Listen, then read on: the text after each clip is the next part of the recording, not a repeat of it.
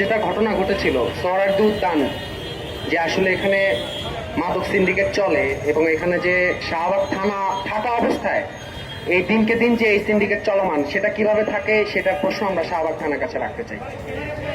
এরপরে এখানে র্যান্ডম পথচারী যখন হাঁটাচলা করবে, তার যে জীবনের যে নিরাপত্তা নেই, অর্থাৎ একই সাথে আপনি যখন অপরাধী না এটা প্রমাণিত হওয়ার পরও পুলিশ কেবলমাত্র তাকে প্রশ্ন করা হয়েছে এবং শুধুমাত্র ডিসি হওয়ার বিধায় তাকে যে আপনি প্রশ্ন করতে পারবেন না সাধারণ জনগণ, এটা মেনে নেওয়ার মতো হতে পারে না।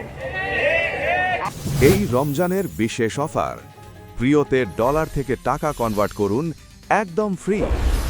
বিস্তারিত জানতে ভিজিট করুন প্রিয়.com।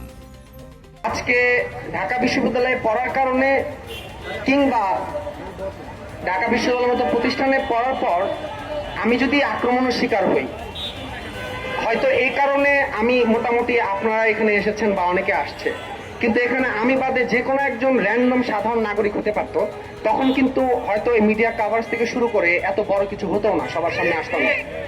আমরা দেখেছি ক্যাম্পাসে শিক্ষার্থীরা নিরাপদ নয়, ক্যাম্পাসে এই উদ্যানের ভিতরে এর আগে সাম্য হত্যাকাণ্ডের মতো ঘটনা ঘটছে, তার সুষ্ঠু কোনো তদন্ত আমরা এখনো পাইনি।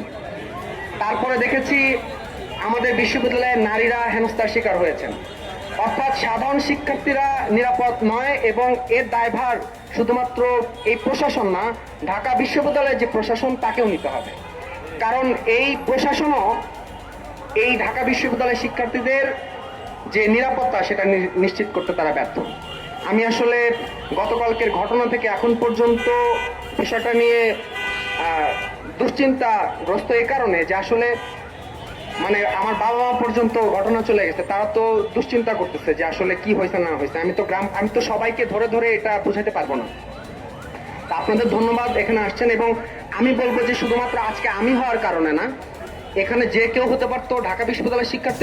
এই রমজানের বিশেষ অফার, প্রিয়তে ডলার থেকে টাকা কনভার্ট করুন একদম ফ্রি। বিস্তারিত জানতে ভিজিট করুন প্রিয়.com। হতে পারতো কিংবা ঢাকা বিশ্ববিদ্যালয়ের বাইরে যে কোনো সাধারণ নাগরিক হতে পারতো।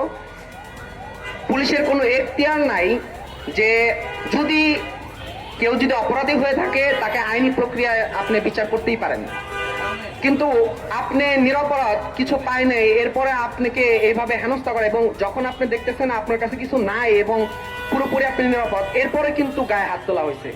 আমার মাথায় আঘাত করা হয়েছে, আমার পায়ে আঘাত করা হয়েছে, হাতে আঘাত করা হয়েছে। আমি ঢাকা মেডিকেলে আমি এটার যে চিকিৎসা সেটা নিয়েছি। আপনি যদি দেখেন আমার মাথার এই পাশটাতে একটা বাড়ি দেওয়া হয়েছে। তো এই হলো পরিস্থিতি, বলার মতো আসলে কিছু ভাষা নেই।